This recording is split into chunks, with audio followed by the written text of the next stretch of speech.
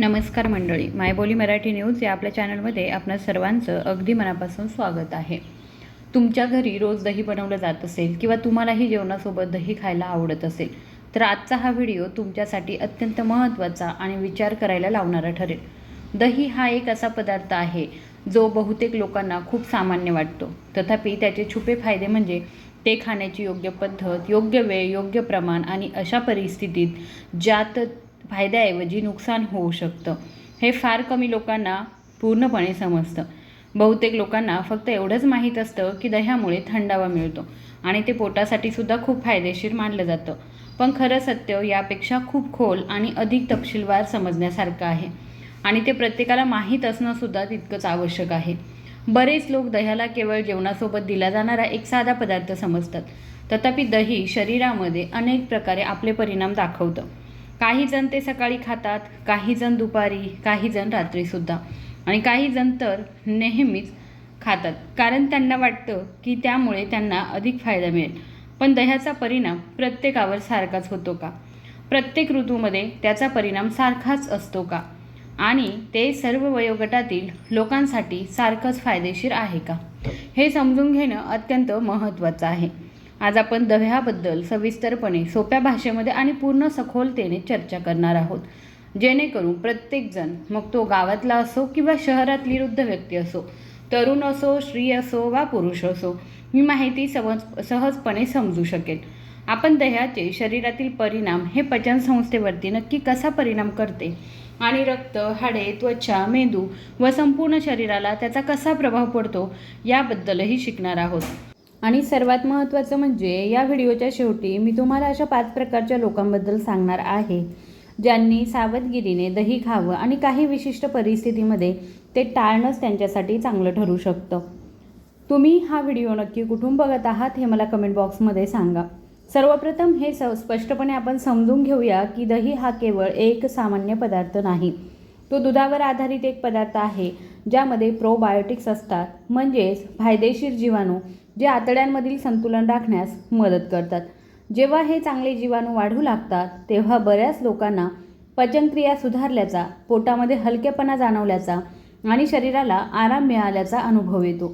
म्हणूनच बरेच लोक दह्याचा आपल्या रोजच्या आहारामध्ये समावेश करतात आणि त्याला एक आरोग्यदायी अन्नसुद्धा मानतात. पण आता एका परिस्थितीची कल्पना करा. ज्या व्यक्तीला हलका गॅस किंवा अपचनाचा त्रास आहे, ती दररोज दुपारी थोड्या प्रमाणामध्ये ताजं दही खाऊ लागते. काही दिवस त्यांना आरामही मिळतो, त्यांचं पोट हलकंही होतं आणि त्यांना वाटतं की दह्याचा त्यांच्यावरती फायदेशीर परिणाम होत आहे. तथापि जर तीच व्यक्ती हळूहळू प्रमाण वाढवते किंवा रात्री दही खाऊ लागते तर काही दिवसांमध्येच त्यांना पुन्हा जडपणा, कफ किंवा घसा खवखवण्याचा त्रास होऊ लागतो. इथे सर्वात मोठी चूक होते, कारण लोकांना हे समजत नाही की समस्या ही दह्यामध्ये नाही, तर ते चुकीच्या वेळी आणि चुकीच्या प्रमाणामध्ये खाण्यामध्ये आहे. म्हणून दही फायदेशीर आहे हे केवळ माहीत असणं पुरेसं नाही, ते केव्हा, किती आणि कसं खावं हे समजून घेणं तितकंच महत्त्वाचं आहे. कारण प्रत्येक व्यक्तीच्या शरीराच्या गरजा ह्या वेगवेगळ्या असतात आणि प्रत्येक उत्पादनाचा परिणाम त्यावर अवलंबून असतो. दह्याचे वेगवेगळे प्रकार समजून घेणं देखील तितकंच महत्त्वाचं आहे, कारण सर्व दही सारखं नसतं. घरी बनवलेलं ताजं दही, थोडंसं आंबट दही किंवा खूप आंबट दही, फ्रीजमध्ये ठेवलेले दही आणि पॅकेज केलेले दही या सर्वांचा शरीरावरती वेगवेगळा परिणाम होऊ शकतो. ताजं दही हलकं आणि संतुलित मानलं जातं, तर खूप आंबट किंवा खूप थंड दही अनेकांना जड वाटू शकतं आणि त्यामुळे अस्वस्थता येऊ शकते. कल्पना करा की उन्हाळ्यामध्ये एखादी व्यक्ती फ्रीजमधून थेट खूप थंड दही खात आहे. सुरुवातीला त्यांना बरं वाटतं, पण थोड्या वेळाने त्यांना घसा खवखवणं, कफ किंवा घशामध्ये जडपणा जाणवू लागतो. त्याचवेळी दुसरी व्यक्ती तेच दही खोलीच्या तापमानावर ठेवून हळूहळू आणि आरामामध्ये खात असताना तिला कोणतीही अस्वस्थता जाणवू शकत नाही. यावरून केवळ अन्नपदार्थांचंच नव्हे तर ते खाण्याच्या पद्धतीचंही महत्त्व स्पष्ट होतं. आता आपण योग्य वेळेबद्दल चर्चा करूया, कारण दही केव्हा खावं हे जाणून घेणंसुद्धा तितकंच महत्त्वाचं आहे. अनेक लोक दुपारी दही खाणं पसंत करतात, कारण त्यावेळी पचनक्रिया चांगली असते, ज्यामुळे शरीर आणि त्याचा अधिक चांगल्या प्रकारे उपयोग करू शकतं. हे अनेकांसाठी चांगलं काम करतं आणि डॉक्टर अनेकदा दिवसा दही खाण्याची शिफारस करतात. तथापि काही लोक रात्रीसुद्धा दही खातात, विशेषतः जेव्हा त्यांना हलकं जेवण किंवा गोड खाण्याची इच्छा होते. मात्र रात्री दही खाणं प्रत्येकासाठी योग्य नाही, कारण रात्री पचनक्रिया मंदावते आणि थंड पदार्थांमुळे काही लोकांमध्ये कफ आणि श्लेष्मा वाढू शकतो. आता आणखी एका परिस्थितीचा विचार करा. एक व्यक्ती दररोज रात्री जेवणानंतर दही खाते आणि त्यानंतर लगेचच ती व्यक्ती झोपी जाते. हळूहळू सकाळी उठल्यावर त्यांना घशामध्ये कफ झाल्यासारखं आणि घसा जड झाल्यासारखं वाटतं. त्यांना थकवा आणि आळस जाणू लागतो. त्याला समस्येचं कारण समजत नाही, पण वास्तविक पाहता ही सवयच मुख्य कारण असते. आता प्रमाणाबद्दल बोलूया, कारण ही लोकांकडून होणारी सर्वात सामान्य चूक आहे. अनेक लोकांना वाटतं की दही आरोग्यदायी आहे आणि जितकं जास्त खाल्लं जाईल तितके जास्त फायदे मिळतील. तथापि शरीराला आवश्यकतेपेक्षा जास्त सेवन केल्याने नुकसान देखील होऊ शकतं. जर एखाद्या व्यक्तीने गरजेपेक्षा जास्त दही खाल्लं तर त्यांना पोटामध्ये जडपणा, गॅसचा त्रास आणि कधीकधी आळस देखील जाणवू शकतो. म्हणूनच नेहमी संतुलित प्रमाणामध्ये दही खाणं आणि आपलं शरीर देत असलेले संकेत काळजीपूर्वक समजून घेणं महत्त्वाचं आहे. आता पचनाबद्दल बोलूया, कारण दह्याबाबत हा सर्वात जास्त चर्चेचा विषय आहे. काही जण म्हणतात की दही पोटासाठी खूप फायदेशीर आहे, तर काही म्हणतात की त्यामुळे गॅस होतो आणि काहींचा असा विश्वास आहे की त्यामुळे कफ वाढतो. सत्य हे आहे की हे पूर्णपणे व्यक्तीचं शरीर, वेळ आणि प्रमाणावर अवलंबून असतं.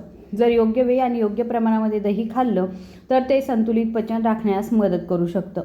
मात्र चुकीच्या वेळी किंवा जास्त प्रमाणामध्ये सेवन केल्यास समस्या निर्माण होऊ शकतात. आता जीवनशैलीबद्दल बोलूया, कारण केवळ दह्यावरच सर्व काही अवलंबून नसतं. जर एखादी व्यक्ती दिवसभर जंक फूड खात असेल, पुरेसं पाणी पित नसेल किंवा पुरेशी झोप घेत नसेल आणि मग फक्त दही खाल्ल्याने सर्व काही ठीक होईल असं मानत असेल, तर हा विचार पूर्णपणे चुकीचा आहे.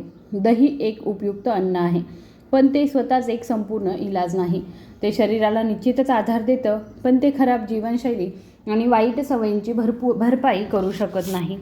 म्हणूनच दह्याचे खरे फायदे केवळ चांगल्या जीवनशैलीने आणि संतुलित आहारानेच मिळू शकतात. आता आणखी एक उदाहरण बघूया. एक व्यक्ती दिवसभर ऑफिसमध्ये काम करते, फारशी हालचाल करत नाही, तरीसुद्धा दररोज मोठ्या प्रमाणामध्ये दही खाते.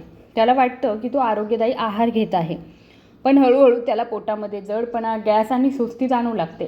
तर दुसरीकडे दुसरी व्यक्ती मर्यादित प्रमाणामध्ये दही खाते आणि सक्रिय जीवनशैली जगते, त्यामुळे त्यांना त्याचा खूप फायदा होतो.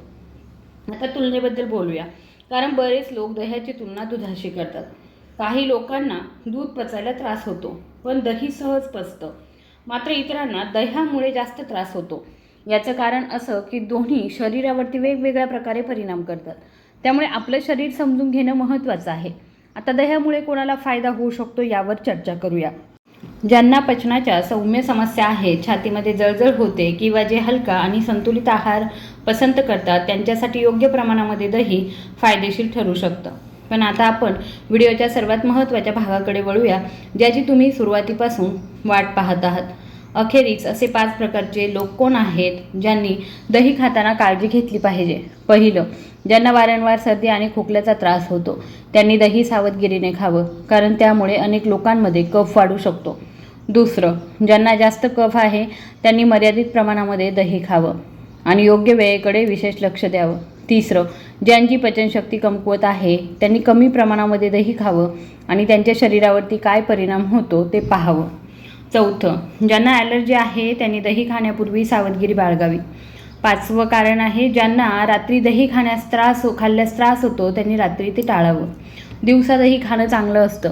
जर तुम्ही या 5पैकी कोणत्याही गटात मोडत असाल तर दही खाण्यापूर्वी 2दा तरी विचार करा, कारण केवळ योग्य माहिती तुम्हाला निरोगी ठेवू शकते, तर वाईट सवयी हळूहळू गंभीर समस्यांना कारणीभूत ठरू शकतात. म्हणून दही विचारपूर्वक खा, पण ते योग्य वेळी, योग्य प्रमाणामध्ये आणि तुमच्या शरीराच्या गरजेनुसारच खा. तरच दह्याचे खरे फायदे मिळतील आणि ते तुमचं शरीर आतून मजबूत, संतुलित आणि निरोगी ठेवण्यास मदत करेल. जर तुम्हाला हा व्हिडिओ उपयुक्त वाटला असेल तर कृपया व्हिडिओला लाईक करा आणि त्याचबरोबर हा व्हिडिओ तुमच्या मित्रमैत्रिणींसोबत आणि कुटुंबियांसोबत नक्की शेअर करा. अशाच आरोग्यविषयक आणि माहितीपूर्ण व्हिडिओंसाठी आपल्या चॅनलला जर अजूनही तुम्ही सबस्क्राईब केलेलं नसेल तर सबस्क्राईब करायला विसरू नका. धन्यवाद.